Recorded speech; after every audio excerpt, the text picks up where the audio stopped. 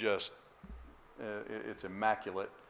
You see it a little bit better there. This on the right-hand side, this is what some refer to as a bema, or that was the pulpit. There's steps going up both sides that would have gone up to a platform that would have originally been up there, and that would have been the pulpit area. And to either side just was room, probably for people mostly to stand. They may have had some kind of seating in there at some point. And then in the back corner, there's the baptistry. So the reason they know when they say they found 20 churches in Laodicea, they know that they are churches because every single one of them have a baptistry. And most of them look very similar to this. That was a very, very common design, a cross pattern with steps that would go in usually two different sides. And so it's just, again, really, really neat to see those things from that far back. Now, by the time that John wrote the book of Revelation, the church in Laodicea was only about 40 years old. And so when John's writing Revelation, this letter of Jesus to the church in Laodicea, in Revelation chapter 3, beginning in verse 14, Jesus says to the church, to the angel of the church in Laodicea write, the Amen, the faithful and true witness, the beginning of the creation of God, says this: I know your deeds, that you are neither cold nor hot. I wish that you were cold or hot. So because you are lukewarm and neither hot nor cold, I will spit you out of my mouth. Because you say, I am rich and have become wealthy and have need of nothing, and you do not know that you are wretched and miserable and poor and blind and naked. This is one of the most severe rebukes in all of the 7 letters. It's to the church here in Laodicea. And as with the other letters to the other churches in Asia Minor, there are incredible connections with its history and its culture that help shed some light on why Jesus says what he says. Jesus isn't just saying things to say them. Everything has a purpose, something that they're going to relate to, somebody in that city specifically, that they're going to connect with and understand, oh, that's what it means. And so, to begin with, what is this reference to the church's lukewarmness? Well, many take note of the obvious water situation around Laodicea to explain why Jesus uses this description. For such a large and important city, one of the shocking things about Laodicea is that there are no springs. It had no source of fresh water near the city of Laodicea. And so they had to transport the water. This is back at Hierapolis with the mineral-filled hot springs. So this is to their north. And so they had to have water from there transported to the city of Laodicea through aqueducts. And so it was about a 12, 13, maybe 14-mile distance from Hierapolis to Laodicea. And so they had hot water to the north. Then when you look to the south and to the east, you see that Laodicea sits in a valley surrounded by mountains. And so to the east, that's where Colossae sat, which was at the base of a very high mountain, Mount Cadmus, that had snow on its peaks almost year-round. It had snow on its peak when we were there. And so Laodicea is physically framed by the cold white snow above the valley to the south and the hot thermal waters to the north. So in Laodicea, this image would not have been lost on the people there, because in the city of Laodicea, the water was neither hot nor cold, but it was always just lukewarm. Now, in the center of the city, archaeologists found a huge man-made reservoir that demonstrated the city's needs for water storage as it flowed into the city from the north. And they developed a highly sophisticated piping system throughout the entire city, which again, it indicated a society of extreme wealth. Remember when we saw these clay pipes in Ephesus? They were in the homes of the most wealthy people. Well, this was throughout the entire city. There was no one that went without plumbing in Laodicea. This was a very rare comfort for a city like this back in that age. You see there's some of the piping along the side. These are just areas that they excavated and discovered. That's along the side in one of the streets. That's that street that we walked up, that we saw pictures last week, and they found the piping that went under the roads, and just incredible infrastructure that they had back at that time. But there's another connection to what Jesus said in this letter, and that was the fact that the water had a harsh emetic effect. Anybody know what emetic is referring to? What is it, Catherine? Yeah, nausea.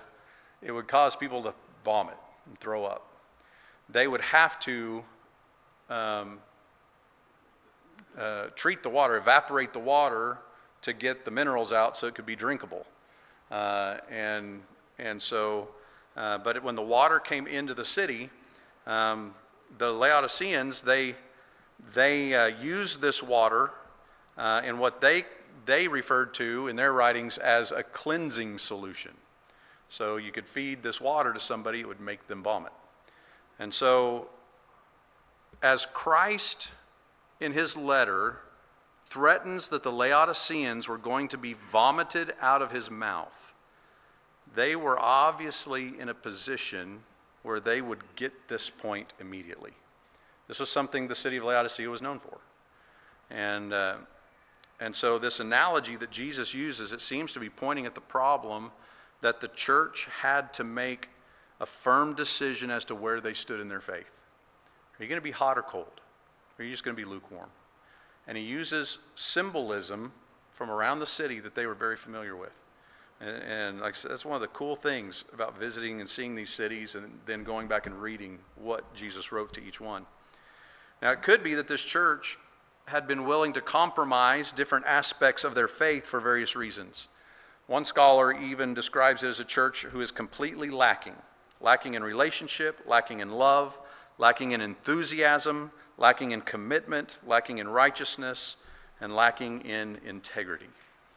And so this is the way that it's a way for Jesus to say, despite all of my attempts to keep you, it's no longer possible.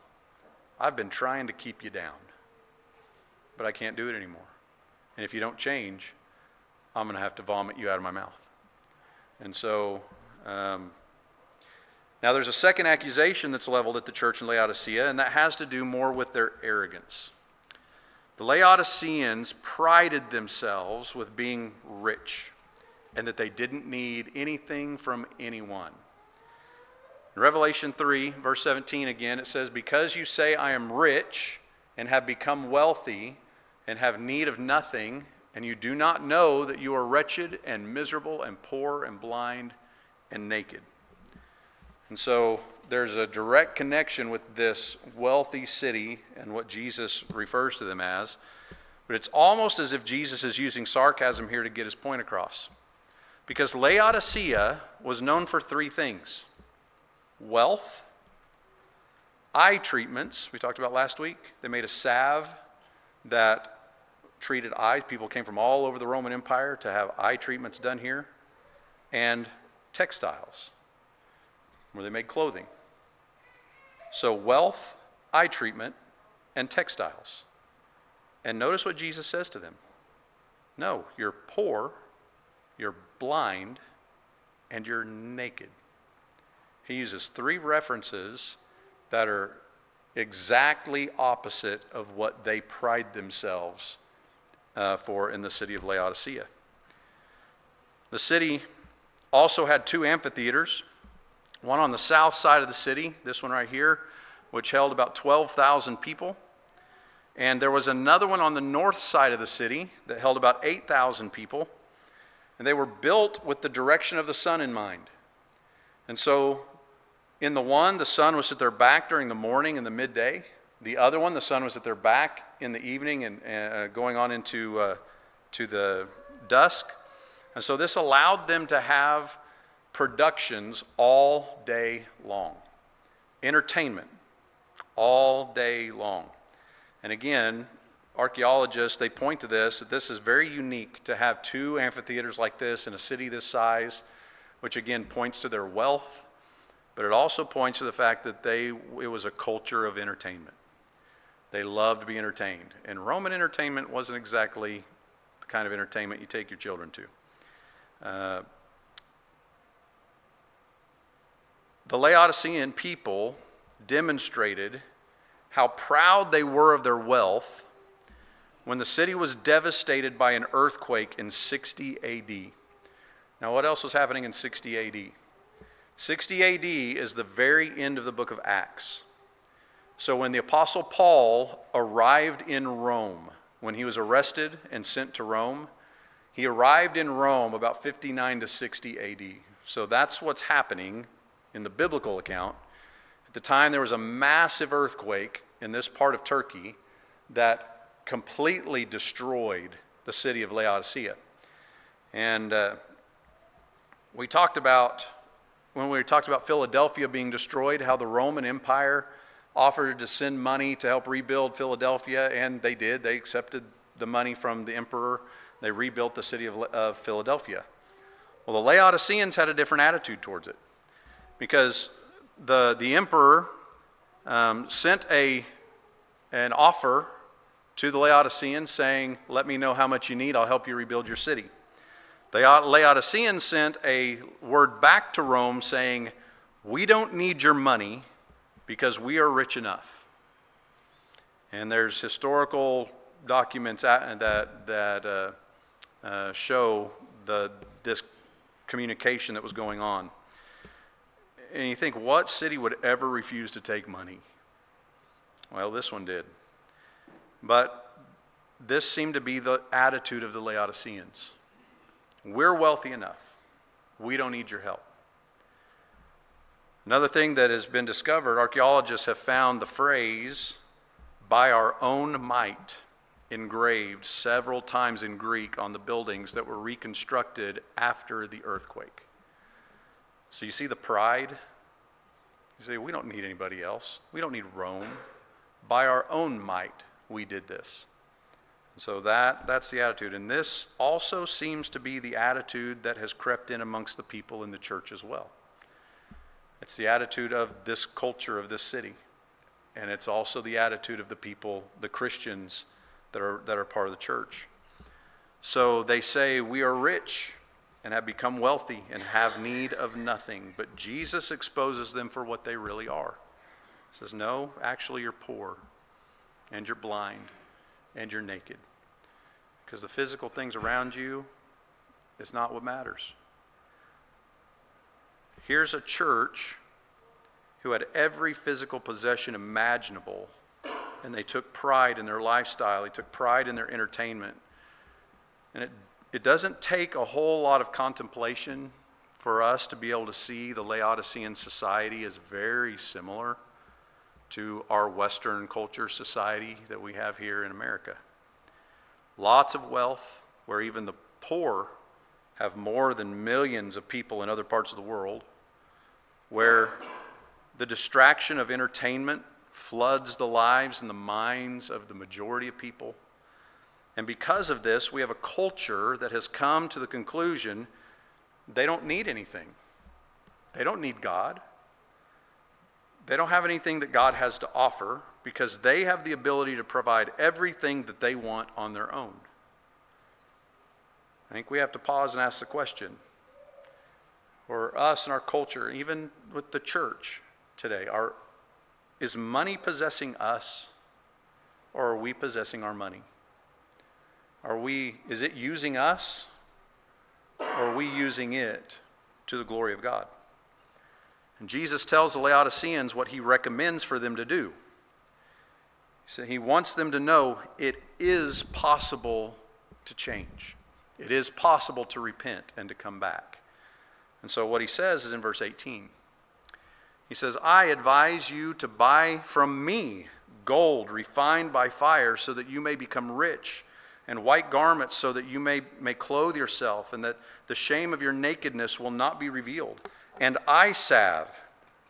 See how he connects that with Laodicea? And eye salve to anoint your eyes so that you may see. So Jesus is inviting them to invest in things that come from him so that they would be things that would have eternal value, not just worldly value. And the reference here, Jesus says, buy gold from me, is a description of investing in something that has long-lasting value, is buying in contrast to the things the wealthy throw their money at every day, things that are going to rust, things that are going to corrode, things that are not going to endure. So the message is, all that you think you have now, you think you're rich, it's all going to pass away. So instead, invest in eternity and become passionate about living for the kingdom and not for the present time. It's just symbolic to stand amongst the ruins of a city like Laodicea. They thought they had it all. It was going to last forever. And it's all fallen apart. It's all crumbled. It's all covered. It requires us to go in and find it again and put it back up. But it did exactly what Jesus was trying to say to them. Now, one final word from Jesus. Behold, I stand at the door and knock. If anyone hears my voice and opens the door, I will come into him and I will dine with him and he with me. He who overcomes, I will grant to him to sit down with me on my throne, as I also overcame and sat down with my Father on his throne. So Jesus is letting them know, you're not too far away from hope. You can still make it if you will come to me instead of to your wealth. And that's the main message that he had there to the church in Laodicea. All right, that's all of the 7 churches of Asia. But we are going to take, over the next few weeks, we'll take a look at some of the other places in Greece where we were at, and we'll pick up from there.